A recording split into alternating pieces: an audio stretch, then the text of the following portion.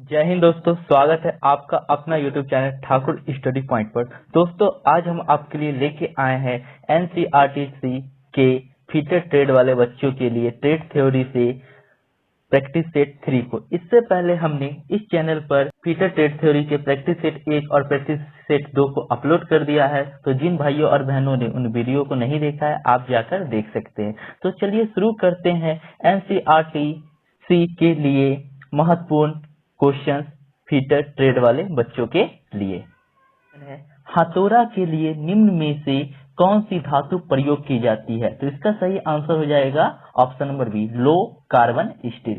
प्रश्न संख्या 2 कहता है सीट के किनारे मोड़ने के लिए किस हथौड़ा का प्रयोग करेंगे? तो इसका आंसर हो जाएगा option number B, cross pin हथौड़ा।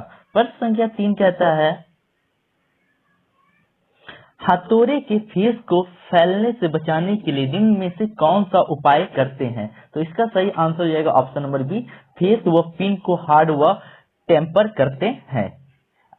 प्रश्न संख्या 4 कहता है हथौड़ा के ऊपरी भाग को पिन तथा निचले भाग को फेस कहते हैं, इन दोनों के बीच के भाग को क्या कहते हैं? तो इन दोनों के बीच के भाग को पोस्ट कहते हैं। ऑप्शन नंबर बी इसका राइट आंसर है।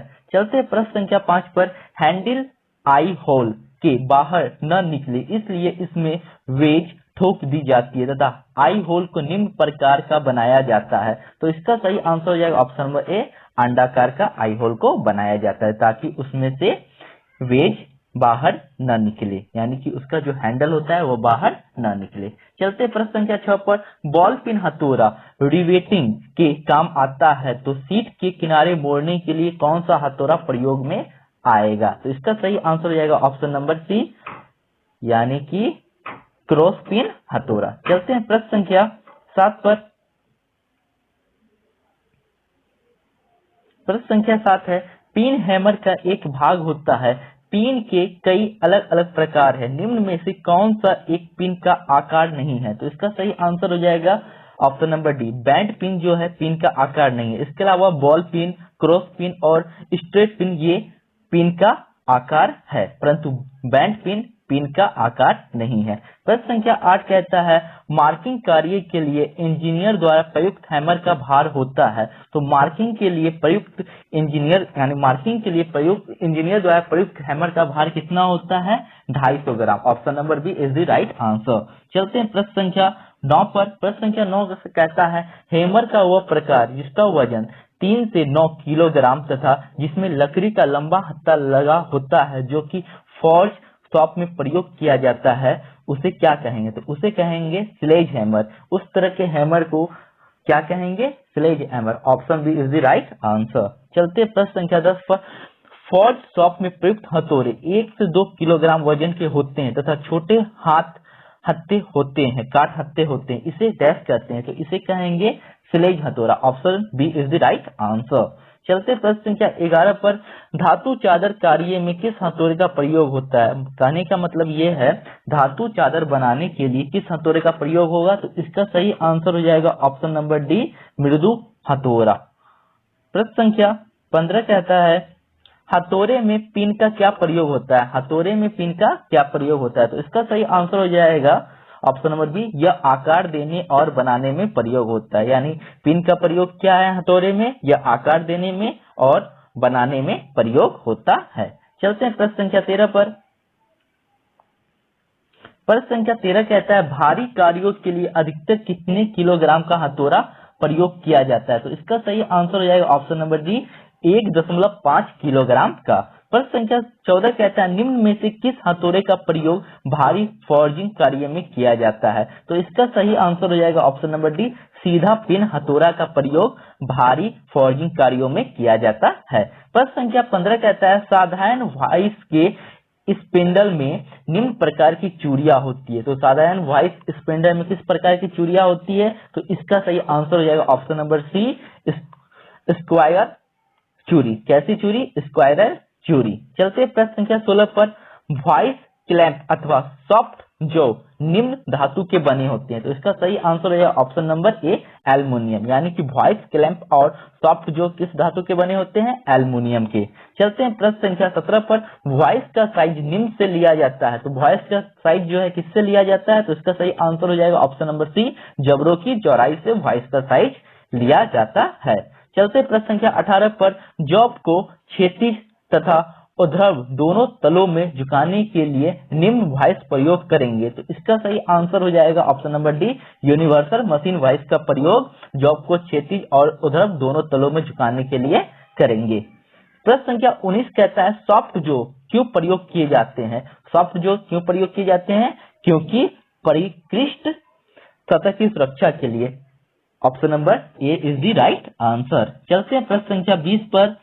इंजीनियर्स वॉइस को बेंच में जिस प्रकार लगाया जाता है उसका निम्न में से क्या कारण है? तो इसका कारण है ऑप्शन नंबर सी, अधिक लंबे जॉब को भी पकड़ा जा सके।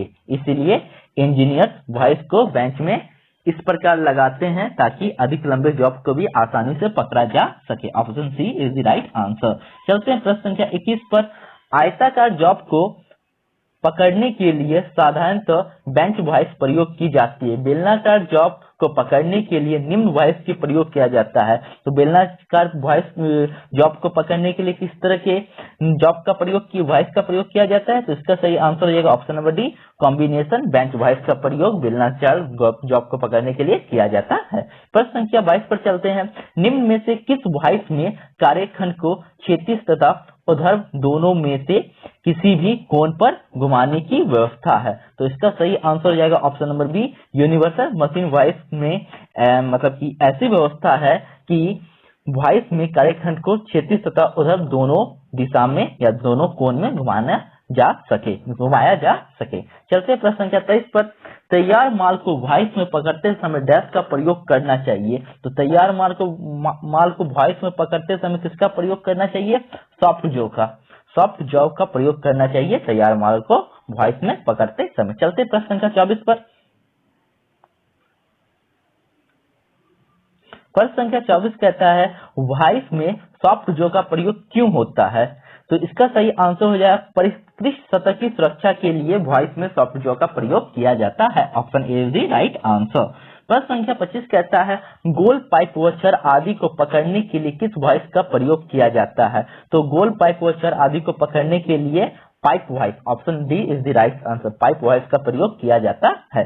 चलते प्रश्न संख्या 26 पर। चित्र में ए पार्ट का नाम क्या है? यानी कि चित्र ए में जो आपको ये ए पार्ट दिख रहा है, ये वाला पार्ट, इसका नाम क्या है? तो इसका नाम हो जाएगा मूवेबल जो। इसका आंसर क्या हो जाएगा? Option B is the right answer. Movable जो है ये कैसा जो है? ये मूवेबल, इसे हम मूव कर सकते हैं। चलते हैं प्रश्न संख्या 27 पर। बेंच वॉइस के स्पिंडल में किस प्रकार का थ्रेड होता है? तो बेंच वॉइस के स्पिंडल में स्क्वायर थ्रेड होता है। Option number C is the right answer. चलते प्रश्न संख्या 28 पर। प्रश्न संख्या 28 कहता है बेंच वॉइस के संदर्भ में सही कथन कौन सा है? तो बेंच वॉइस के संदर्भ में सही कथन उपरोक्त सभी, ऑप्शन डी। यानी कि बेंच वॉइस की बॉडी साधारणतः ढलवा लोहे की बनी होती है। वॉइस का साइज जबड़े की चौड़ाई से दिया जाता है। बाजार में बेंच वॉइस 75 मिमी से 150 मिमी तक उपलब्ध होते हैं। यानी कि ये तीनों कथन सही है बेंच वॉइस के संदर्भ में। चलते प्रश्न संख्या 29 पे। मशीन वॉइस से संबंधित सही कथन कौन सा है? तो इसका सही आंसर हो जाएगा ऑप्शन नंबर सी, ए और बी दोनों। यानी कि मशीन वॉइस को मशीन की टेबल पर टी बोल्ट की सहायता से कसा जाता है और मशीन वॉइस की बनावट बेंच वॉइस से भिन्न होती है। ये दोनों के दोनों कथन सही है। किसके संदर्भ में? मशीन वॉइस के संदर्भ में ये दोनों के दोनों कथन सत्य हैं। चलते प्रश्न संख्या 30 पर। प्रश्न संख्या 30 कहता है कुंजी का नाम पहचाने। ये जो आपको कुंजी दी गई है, इस कुंजी का नाम क्या है ये आपको बताना है। तो इसका सही आंसर हो जाएगा ऑप्शन नंबर बी, समतल सैंडल कुंजी। ये जो कुंजी है इसका नाम क्या है? समतल कुंजी। चलते हैं प्रश्न संख्या 31 पे। दोस्तों आपको वीडियो कैसा लग रहा है कमेंट सेक्शन में बताना ना भूले, और हमारी मेहनत आपको पसंद आती है तो वीडियो को लाइक करना ना भूले। हम आपके लिए इस तरह के और भी अच्छी अच्छी वीडियो लाते रहेंगे ताकि आपका एग्जाम बहुत अच्छा जाए। तो चलते हैं प्रश्न संख्या 31 पे। प्रश्न संख्या 31 कहता है वुडर्फ कुंजी की आकृति अर्धवृत्ताकार है जो डैश है, यानी कि इसका सही आंसर हो जाएगा ऑप्शन नंबर ए। वुडर्फ कुंजी की आकृति अर्धवृत्ताकार है जो अंडाकार, सॉफ्ट और हम असेंबली में प्रयुक्त होती है। ये कहाँ प्रयुक्त होती है? ये हम असेंबली में प्रयुक्त होती है। चलते प्रश्न संख्या 32 पर। सॉफ्ट में टेपर फिटिंग में उपयोगी चाबी को डैश कहा जाता है। तो सॉफ्ट में टेपर फिटिंग में उपयोगी चाबी को वुडर्फ चाबी कहा जाता है। क्या कहा जाता है? वुडर्फ चाबी। Option number B is the right answer. चलते प्रश्न संख्या 35 पर। छोटे टेपर्ड सॉफ्ट पर वुडर्फ की का प्रयोग असेंबली के साथ क्यों करते हैं? क्योंकि option number C is the right answer, क्योंकि हब के की वे से इसे आसानी से फिट और सेल्फ अलाइन किया जा सकता है। चलते प्रश्न संख्या 34 पर। संकरे सॉफ्ट संयोजन में कौन सी चाबी उचित होती है? तो इसका सही आंसर हो जाएगा ऑप्शन नंबर डी वुडर्फ चाबी। यानी कि संकरे यानी कि जो छोटे रास्ते होते हैं, संकरे सॉफ्ट संयोजन में कौन सी चाबी प्रयुक्त होती है? तो वुडर्फ चाबी। क्वेश्चन नंबर 35 सूची 1 को सूची 2 से मिलाना है। तो मैं आपको इसका सही आंसर बता देता हूँ, आप इसे खुद से कर लीजिएगा। इसका सही आंसर होगा ऑप्शन नंबर बी। चलते हैं दोस्तों क्वेश्चन नंबर 36 पे। क्वेश्चन नंबर 36 कहता है एल्युमिनियम के जॉब को चिपिंग करने के लिए आप फ्लैट श्रेणी के किस एंगल की संस्तुति रिकमेंड करेंगे? आप कौन सा एंगल इसमें रिकमेंड करेंगे? तो इसका सही आंसर है ऑप्शन नंबर डी 35 डिग्री का, यानी 35 डिग्री के एंगल को हम रिकमेंड करेंगे। क्या करने के लिए? एल्युमिनियम के जॉब को चिपिंग करने के लिए हम 35 डिग्री के एंगल को रिकमेंड करेंगे। चलते प्रश्न संख्या 37 पर। प्रश्न संख्या 37 कहता है निम्न में से कौन सा छेनी का भाग नहीं है? तो इसका सही आंसर हो जाएगा ऑप्शन नंबर सी। टेंग जो होता है ये छेनी का भाग नहीं होता। इसके अलावा कटिंग एज या पॉइंट, बॉडी या हेड ये छेनी का भाग होता है। चलते प्रश्न संख्या 38 पे। प्रश्न संख्या 38 कहता है निम्न में से कौन सी छेनी का प्रकार नहीं है? तो इसका सही आंसर हो जाएगा ऑप्शन नंबर सी बुलनोज छेनी का प्रकार नहीं है। बुलनोज छेनी जो है ये छेनी का प्रकार नहीं। इसके अलावा क्रॉस छेनी छेनी का प्रकार है, राउंड छेनी छेनी का प्रकार है, और डायमंड छेनी छेनी का प्रकार है। 39 कहता है छेनी से काटते समय रेक्ट एंगल निम्न होते हैं। तो छेनी से काटते समय रेक्ट एंगल क्या होते हैं? इसका सही आंसर है ऑप्शन नंबर ए कार्यखंड के लंबवत लाइन तथा कटिंग एज की ऊपरी सतह के मध्य बना कोण। चलते हैं प्रश्न संख्या 40 पर। काटते समय छेनी का क्लियरेंस कोण होता है। तो इसका सही आंसर है ऑप्शन नंबर बी कार्यखंड की कार्यकारी सतह तथा छेनी की कटिंग एज की निचली सतह के मध्य बना कोण। प्रश्न संख्या 41 कहता है कास्ट आयरन की चिपिंग करने के लिए उपयुक्त कटिंग कोण है। तो कास्ट आयरन की चिपिंग करने के लिए उपयुक्त कटिंग कोण क्या है? 60 डिग्री एंगल, यानी 60 डिग्री पर इसे अच्छे से काटा जा सकता है। Option A is the right answer. प्रश्न संख्या 42 कहता है छेनी का कटिंग कोण निम्न प्रकार दर्शाया जाता है। तो छेनी का जो कटिंग कोण है यह छेनी की कटिंग एज की ऊपरी तथा निचली सतह के मध्य बना कोण के अनुसार दर्शाया जाता है। Option B is the right answer. प्रश्न संख्या 43 कहता है छेनी किस अवस्था में मेटल में नहीं धंसेगी? यानी कि किस अवस्था में जो छेनी है मेटल में नहीं धंसेगी? तो अगर क्लियरेंस कोण बहुत कम शून्य होने पर यह मेटल में नहीं धंसेगी। Option D is the right answer. Question number 44 कहता है फ्लैट छेनी की कटिंग एज में हल्की सी गोलाई देने का कारण क्या है? तो हल्की सी गोलाई देने का कारण यह है कि कॉर्नरों को धातु में धंसने से बचाने के लिए इसे हल्की सी गोलाई दी जाती है। Option C is the right answer. प्रश्न संख्या 45 कहता है निम्न में से कौन सा सामान्य तरह का कोल्ड सीजल नहीं है? तो इसका सही आंसर हो जाएगा ऑप्शन नंबर डी राउंड सीजल। ये जो है कोल्ड सीजल नहीं है। चलते प्रश्न संख्या 40 पे की वे में ग्रुप और स्लॉट खांचे को काटने के लिए किस सीजल का प्रयोग किया जाता है? तो इसका सही आंसर है option number B cross cut chisel.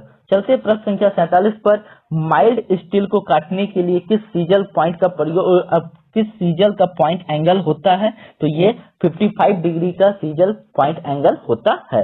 चलते प्रश्न संख्या 48 पर, प्रश्न संख्या 48 कहता है सीजल का प्रयोग ठंडी या नर्म स्थिति में धातु को काटने में होता है। सीजल का कटिंग पॉइंट एंगल को डैश को भी कहा जाता है, तो इसे कहा जाता है, एक सेकंड दोस्तों, मैं इसका आंसर, इसका प्रिंट सही नहीं है, हाँ, तो इसे कहा जाता है आनत एंगल। इसे क्या कहा जाता है? आनत एंगल, आनत एंगल, एंगल, आनत एंगल। चलते प्रश्न संख्या 49 पे, सूची 1 को सूची 2 से मिलाना है। तो यहाँ पर विभिन्न छेनियों के प्रकार दिए हुए हैं और उनके चित्र दिए हुए हैं, तो इसका सही आंसर हो जाएगा ऑप्शन नंबर ए, यानी कि मैं आपको करके दिखाता हूं, ऑप्शन नंबर ए, यानी कि चपटी छेनी कौन सी है? चपटी छेनी आपका ये हो गया, अनुप्रस्थ छेनी ये हो गया और वेब छेनी ये हो गया। चलते हैं प्रश्न संख्या, इसका सही आंसर हो जाएगा ऑप्शन नंबर ए। चलते हैं प्रश्न संख्या 50 पर, 50 में सूची 1 को सूची 2 से सम्मिलित करना है, तो इसका सही आंसर हो जाएगा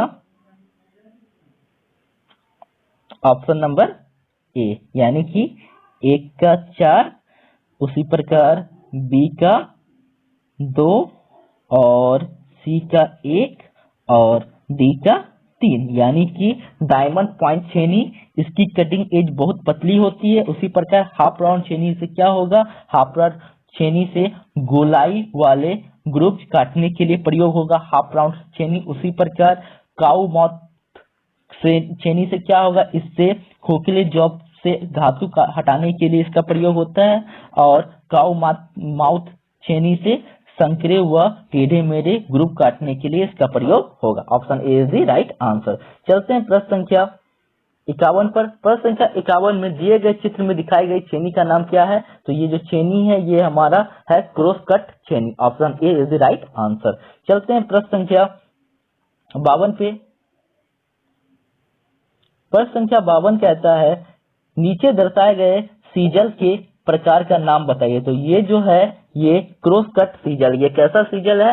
क्रॉस कट सीजल। चलते हैं प्रश्न संख्या 53 पे। कीवे और स्लॉट को काटने के लिए किस सीजल का प्रयोग करेंगे, यानी कौन से सीजल का प्रयोग करेंगे? तो ये जो आपको दिख रहा है ऑप्शन नंबर डी, इस सीजल का प्रयोग हम लोग क्या करने में करेंगे? तो इस सीजल का प्रयोग हम लोग कीवे और स्लॉट को काटने के लिए करेंगे। चलते हैं प्रश्न संख्या 54 पर। हेक्सा ब्लेड में मोटे दांत की पिच होती है, तो हेक्सा ब्लेड में जो मोटे दांत होती है उसके पिच की जो बीच की जो लेंथ होती है वो होती है 1.8 millimetre. Option C is the right answer.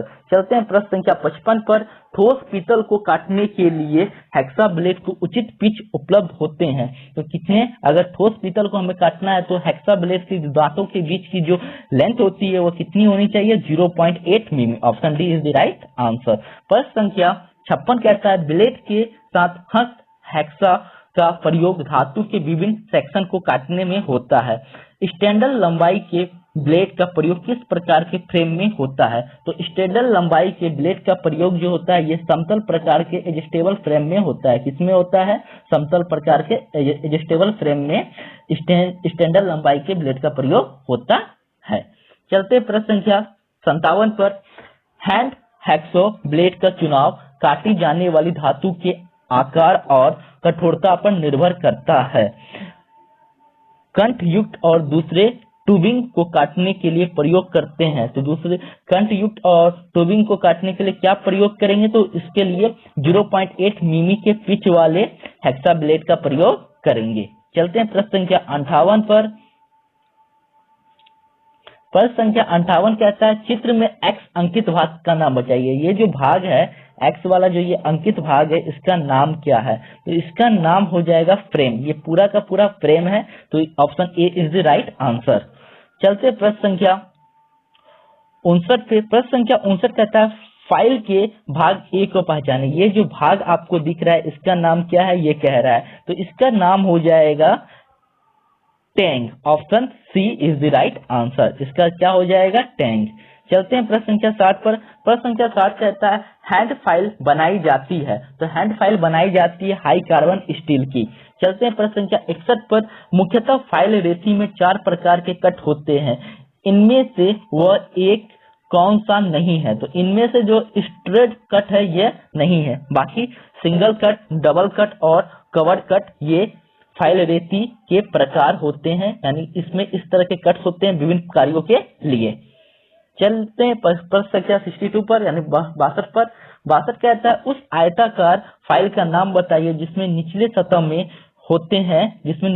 में दांते होते हैं तथा ऑटोमोबाइल क्षेत्र में प्रयुक्त होती है। तो उसका नाम है टिंकरिंग फाइल। उसका नाम क्या है? टिंकरिंग फाइल, जिसका प्रयोग कहाँ होता है? ऑटोमोबाइल वाले क्षेत्र में। और ये कैसा होता है? ये आयताकार फाइल होता है और इसमें निचले सतह में दांते होते हैं। ठीक है, चलते हैं प्रश्न संख्या 63 पर।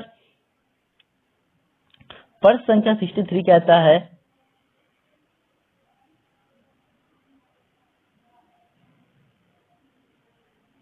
एक मिनट दोस्तों, हाँ, रेती के किस श्रेणी के उपयोग से अधिक धातु तुरंत निकाली जा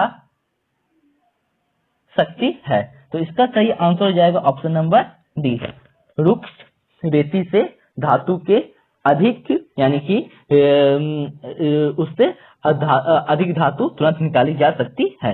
चलते हैं प्रश्न संख्या 64 पर। 64 कहता है एक चपेटे रेती के कर्तन किनारों पर हल्का सा उज्ज्वलता के डैश के कारण दिया जाता है, यानी कि एक जो चपटी रेती होती है उसके कर्तन में यानी उसके किनारे में हल्का सा जो उज्ज्वलता होता है वो क्यों दिया जाता है? तो ये इसलिए दिया जाता है ताकि छोरों में गर्त बनने को रोकने के लिए। Option B is the right answer. चलते हैं प्रश्न संख्या 65 पे। चित्र में एक्स चित्रित आकार के भाग को किस फाइल द्वारा आकार दिया जा सकता है? आप देख पा रहे हैं ये चित्र है, तो इसमें जो है त्रिकोण यानी कि ट्रायंगुलर फाइल के जरिए आकार दिया जा सकता है, यानी option B is the right answer. चलते हैं प्रश्न संख्या 66 में। उस फाइल का नाम बताइए जो वुड वर्किंग सौ के दांतों को तेज करने में प्रयुक्त होता है। तो उसका नाम है बैरेट फाइल। उसका नाम क्या है? Option D is the right answer. उसका नाम क्या है? Barrette file. इस प्रैक्टिस सेट का अंतिम और आखिरी प्रश्न है, निम्न में से कौन सा फाइल का कटिंग भाग नहीं है?